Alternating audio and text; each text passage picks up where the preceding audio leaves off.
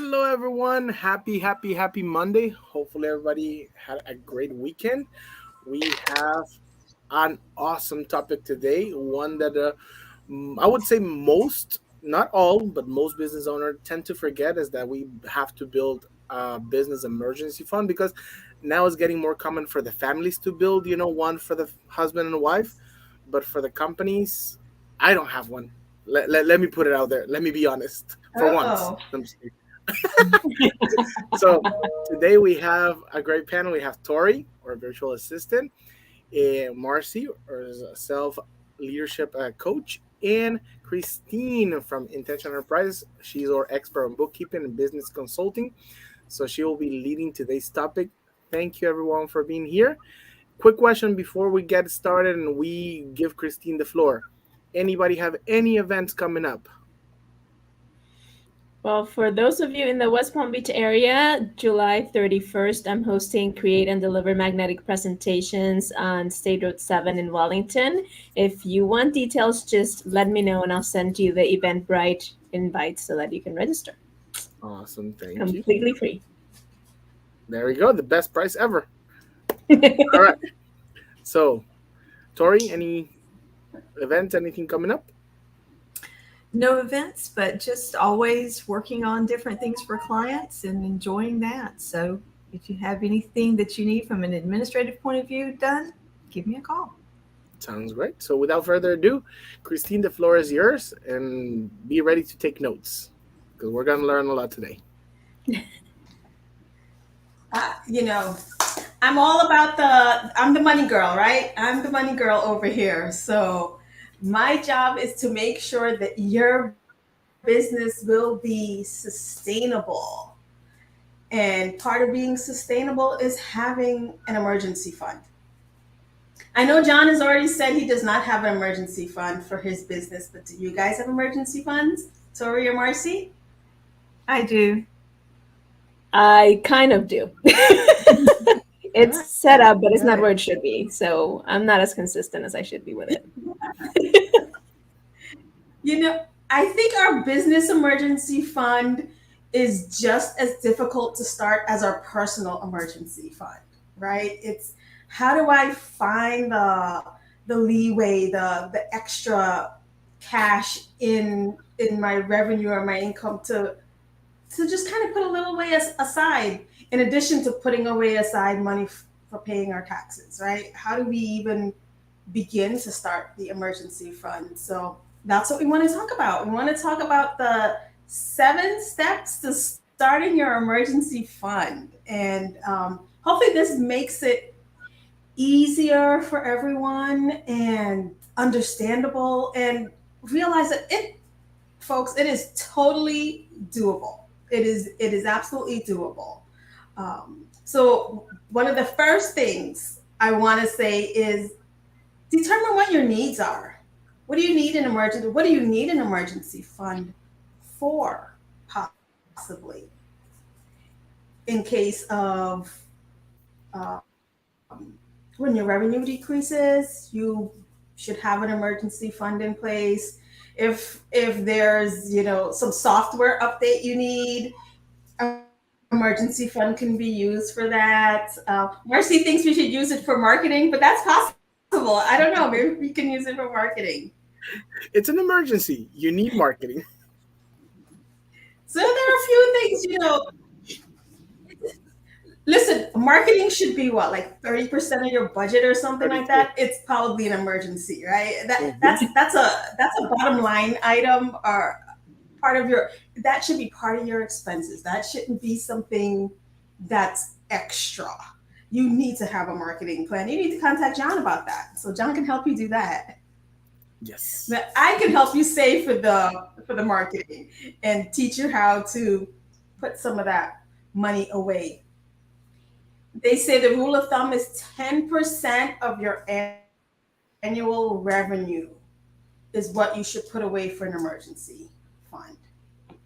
Hmm.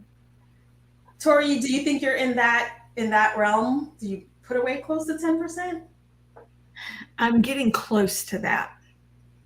I'm getting close to that. What I try to do is, of course, save back for taxes. but try to budget in advance for all of the expenses that I know that are coming up and try and be months ahead for that. Because, with my type of business, there are going to be some lean months there that I've got everything covered to keep, virtually the lights on, until I can get some more clients to come in and to be able to, keep savings. So, and that's happened over the past year, where I'm grateful that I've had that kind of stashed back and can kind of keep going, while I'm trying to build more clients. Perfect, because then that leads into one of the other steps. During the months where you are making, a significant amount of revenue, that's when you should be putting away the most.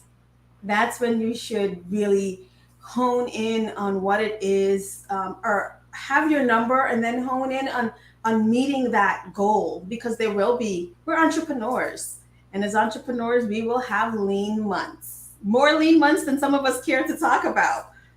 But that emergency fund really helps sustain us through that time. It really helps us to be able to do that. One of the other things I suggest is that you automate the emergency fund, right? 10% of what comes in, save it, right? Let's put it in the emergency fund. You don't think about it. You don't have to physically move it yourself where there's some pain involved. You set up an additional account, and it will just automatically move from your bank account on a weekly or a monthly basis, whatever. That's set it and forget it. Sometimes that's what we need to do, right? Yep. So one of the other things, I like to do with my clients is do an analysis of their expenses. Now, when you analyze expenses, you'd be surprised at how much money gets left on the table, and that money can be used to help you start your emergency fund. So, checking for non-essential expenses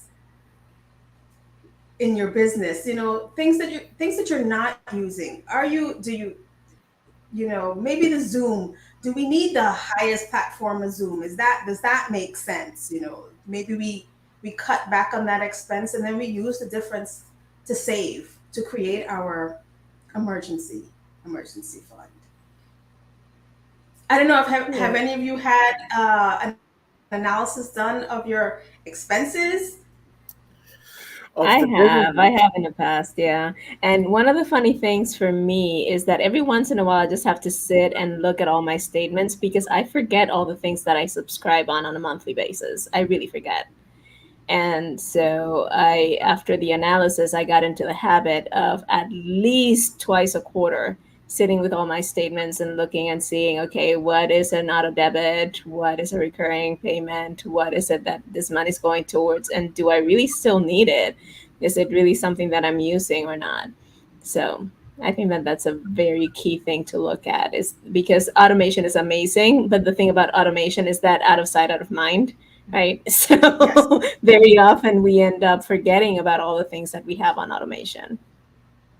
Right. Yep. Yes, we do. We do. Just like I said, the set it and forget it mentality. And things will go on, and we're not using them. But really, once we do that on a quarterly basis, that's fantastic. You can use that if you find any funds that you're spending that you don't necessarily need to. You can convert that to your emergency fund, because you're already spending it, or you're in your mind, you're already spending that money. So just convert it to building the cushion in your emergency fund. Uh, Set a reasonable goal. I know you have some clients. I have some clients who are like, "Oh, we need to come up with $650,000 in the next 6 months." Great. If your revenue supports that, that's amazing. If your revenue supports that. But the fact of the matter is, if you have that type of goal for a 6 months revenue or 6 month saving period, chances are you already know that you're outspending what you're bringing in. Mhm. So it's really setting a reasonable emergency fund goal, one that can be done in a relatively reasonable amount of time. For a small business, 3 months, 3 to 6 months of your gross.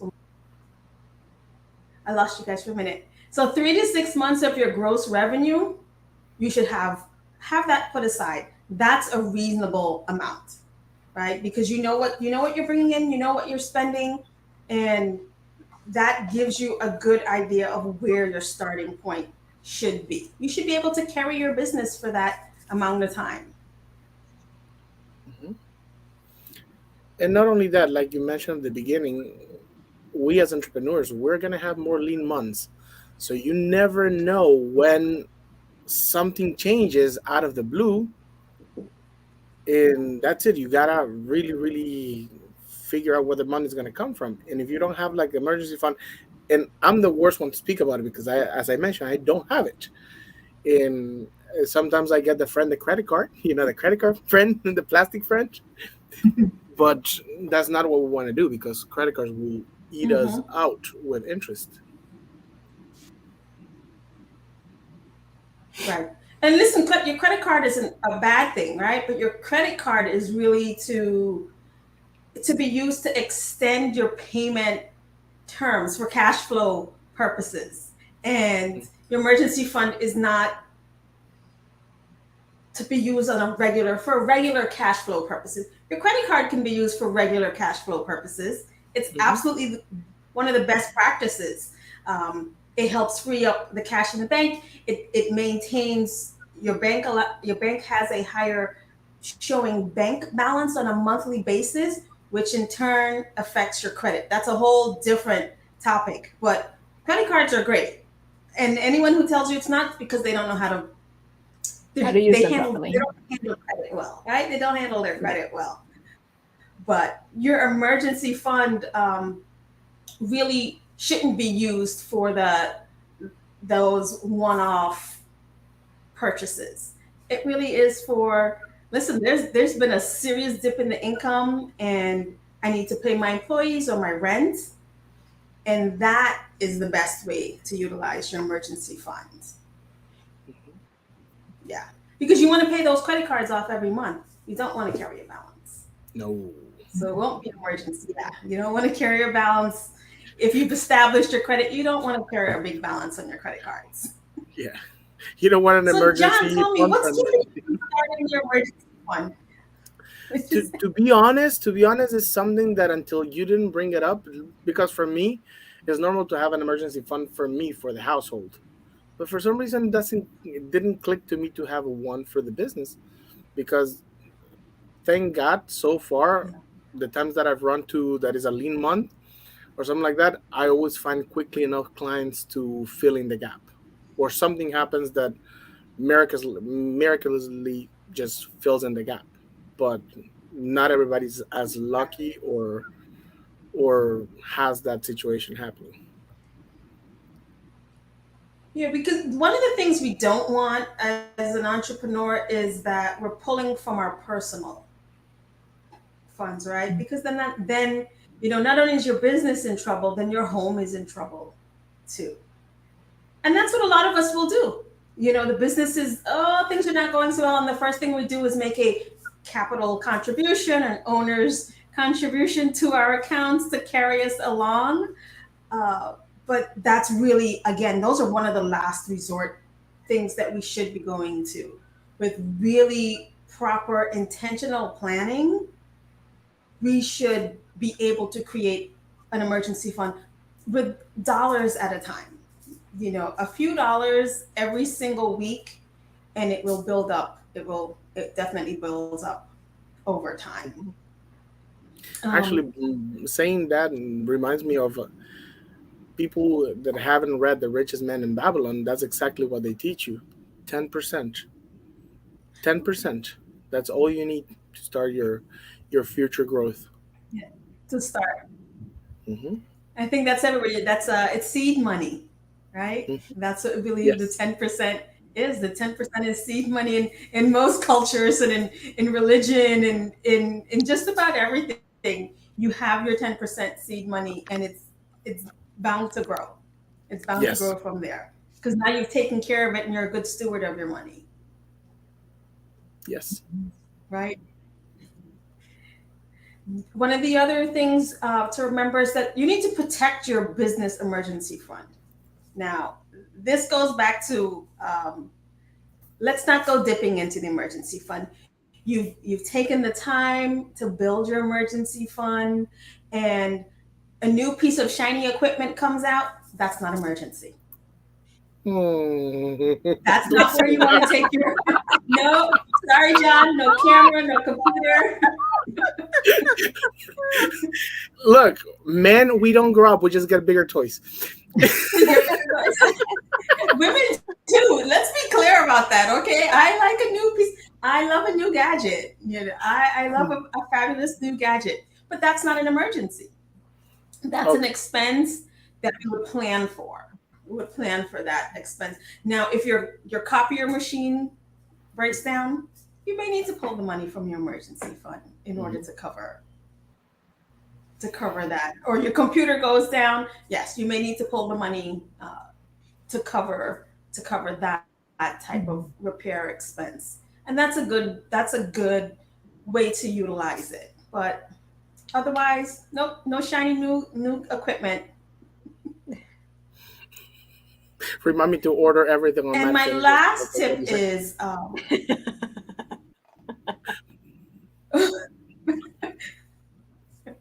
I'm He's gonna gonna do a find a way whole around it. plan. He's We're gonna gonna do a find a way whole around plan. it. The thing about it is, John, that I'm Listen, sure that if you really want that toy, you're gonna figure out a way to make the money to get the toy. So I That's a have reality. no doubt in my to get mind that you can get your toy. right.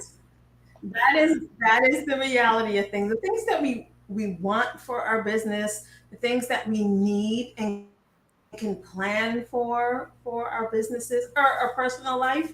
That's how we should do it. Not to say that we shouldn't have nice things or expensive things. Absolutely. And with planning and diligent saving, you can do that. But that's completely separate from having that cushion, creating that nest egg for yourself, for your business, so that it is sustainable and you Yes. can ride out the wave. Because what are the statistics for entrepreneurs?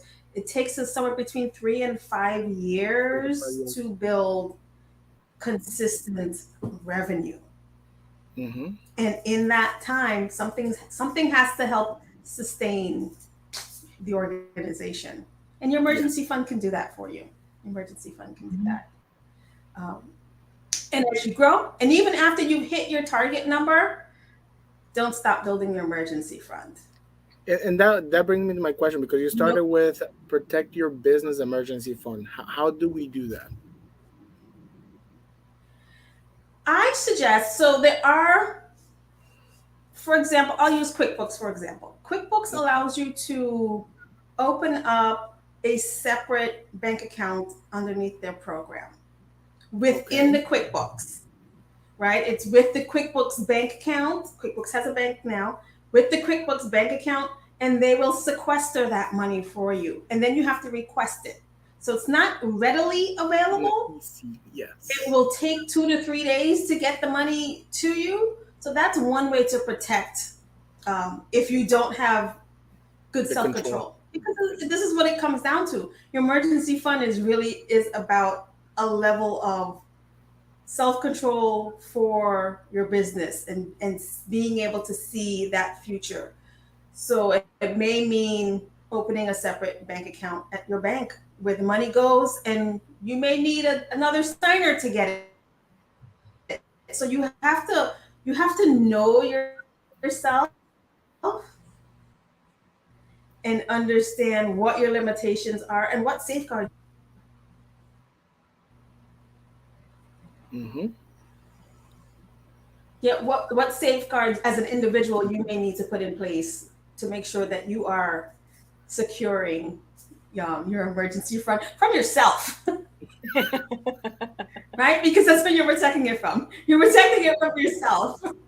Absolutely. So, um, it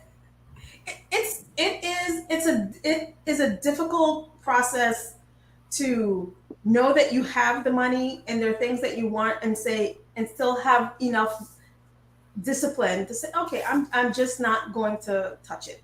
Right? It's my rainy day fund for my organization because the rainy days come. The rainy days come.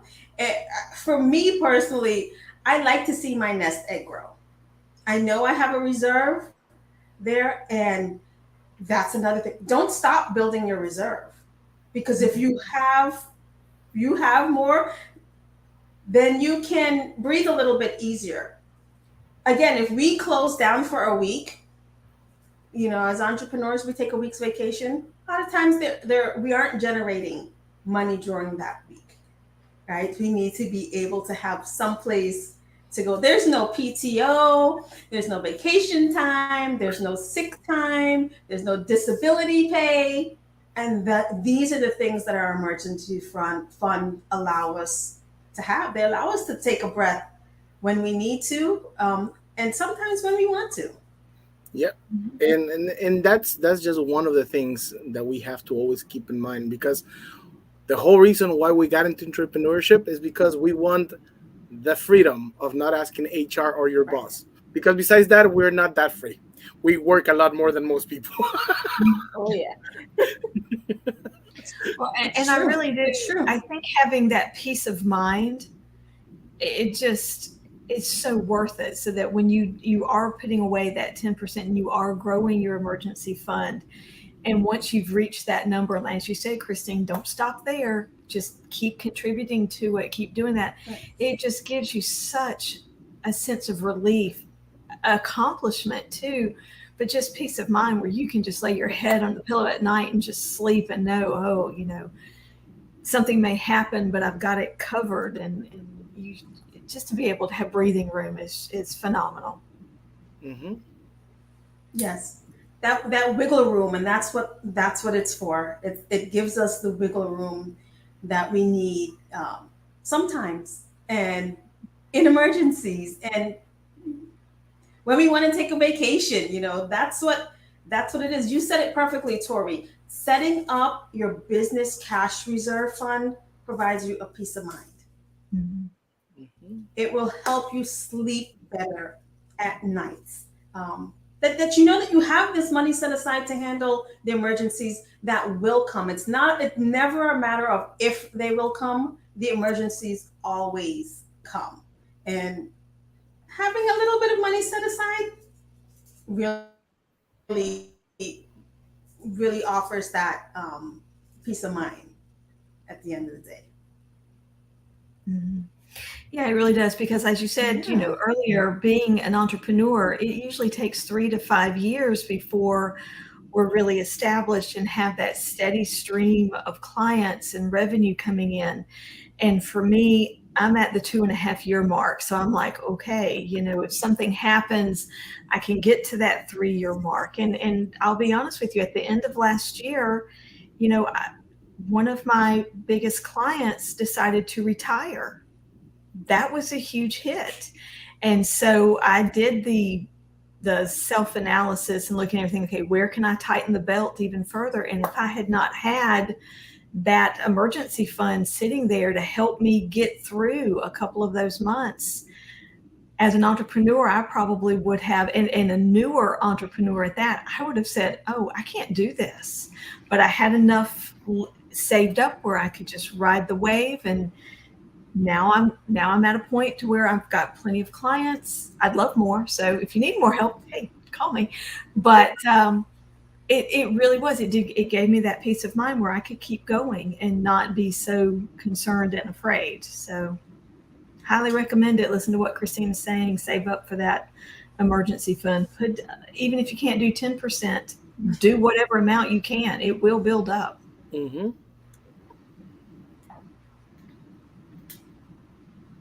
It will. It will. Consistency, right? Small steps done consistently equals growth. in anything that we do. You know, what's that old saying? How do you eat an elephant? Right, one bite at a time, one piece at a Mhm. time.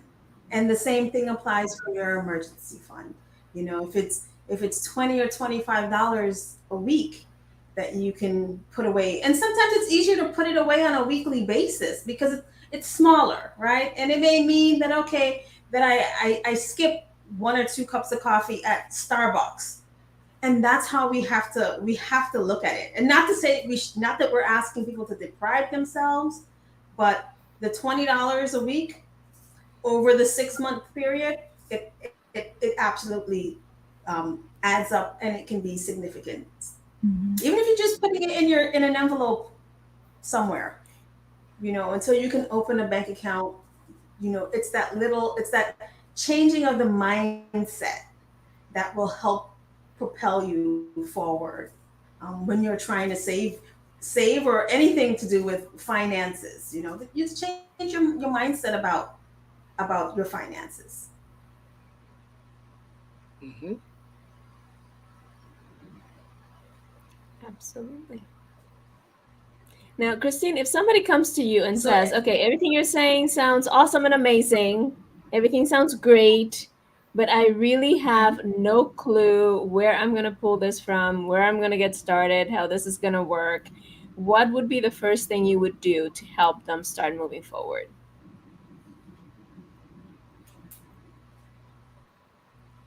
the first thing, I mean, obviously, schedule a call with me and let's talk about what your goals are. Because that's the first thing. You have to set your goal.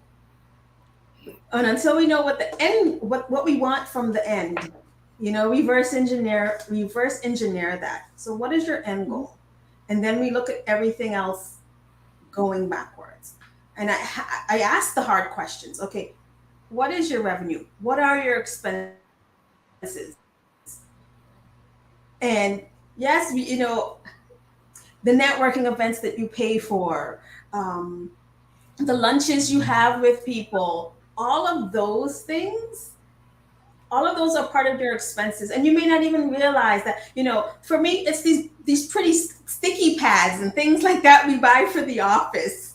You know, where is the money going? Colored And then pens. say, okay,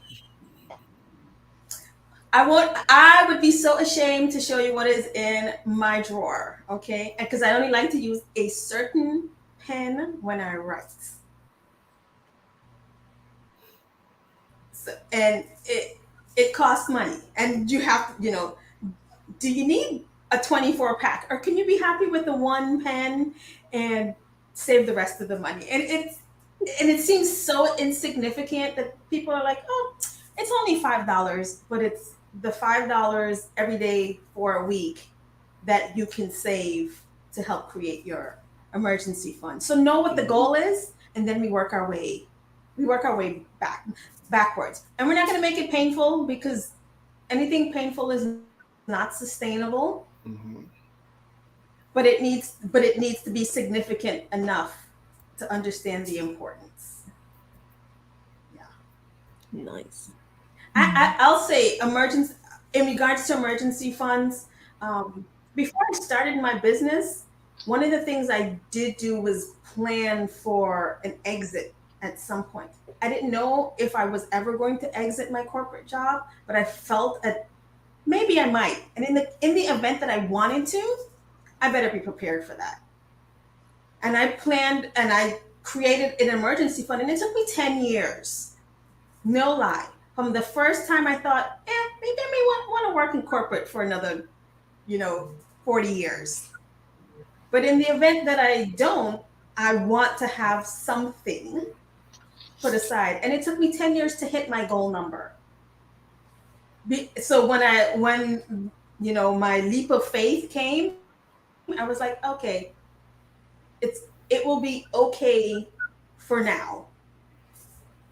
And Hmm. sometimes you plan even when you don't know you need to. But a plan is always a good thing to have.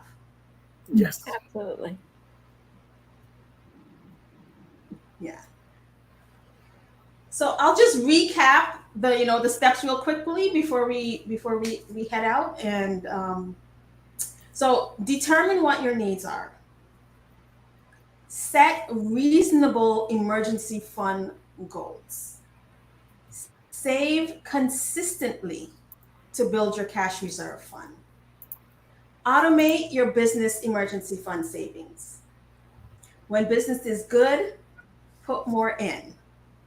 Um, Check for non essential expenses. Protect your fund, meaning protect it from you. Um, so have a way of segregating that money and don't stop. Don't stop building your emergency fund. So that's pretty much it. If you guys, anyone out there has any questions, you can put them in our chat area or underneath this post. You can reach out to me. I'm happy to give you a simple, a simple review of things so that you can get started. I offer a free consultation, so I am here to help should you need it. Yeah. One thing that I wanna uh, remind people of is that doing everything that Christine says is not hard. It's super simple. It just takes discipline for us to do it, and I gotta count myself in it because it takes the discipline of putting that aside and saying I'm not gonna look at, and then let me have something that is gonna stop me from getting that money right away. And it's so many things that you have to do in order to protect your future. So what I would like to compel everybody is to take advantage of the knowledge that you got today. We here at Empower Entrepreneurial Education, we have amazing people, amazing trainers, people that love what they do. That's why Christine is here. That's why Marcy and Tori and Derek. Uh, that's why we're all here. So take advantage of the people that you have here and ask us. Nicole is also here. We're here to help your transition from an employee to an entrepreneur easy because we have done already some of the work that more than likely you're going to have to go through. And if we don't know ourselves, we have a connection. Christine, Marcy, Tori, Nicole, Derek, all of them are super well connected. So take advantage of their knowledge, use their knowledge to grow. And besides that, you just heard Christine is willing to give her time, donate her time, which is super valuable, to give you a roadmap to get started. Yes. So there's nothing that should be stopping you from taking the first step of faith of learning what you should do to get started. Okay. Yes. So anybody else would like to add anything else today?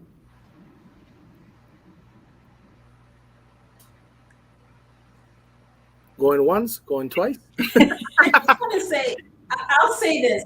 Listen, so I know my subjects are these hard topics, right? These, when we talk about money, no one wants to talk about money. We all need to talk about our money, but we don't want to talk about it. And it's not glamorous and it's not sexy, and Lord knows it is not fun.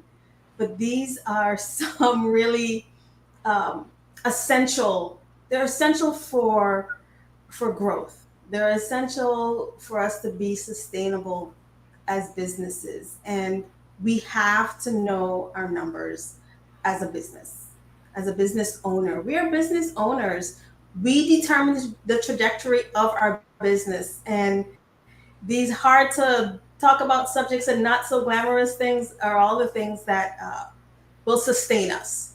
They will sustain us. So I appreciate everybody's time and their participation because it's not an easy subject to talk about. Yet it's something that for me it's absolutely necessary because like I said, for me it's common sense to do for the house. I don't know why it wasn't common sense to do it for the business until you brought it up. So there must be people like me that's like, oh, it's okay to have for the house but not for the business, or it didn't even click until now. So thank you for bringing those hard to talk subjects, and we'll see each other next You're week. welcome. Alrighty, so everyone, Absolutely. bye. Thanks, everyone. Bye.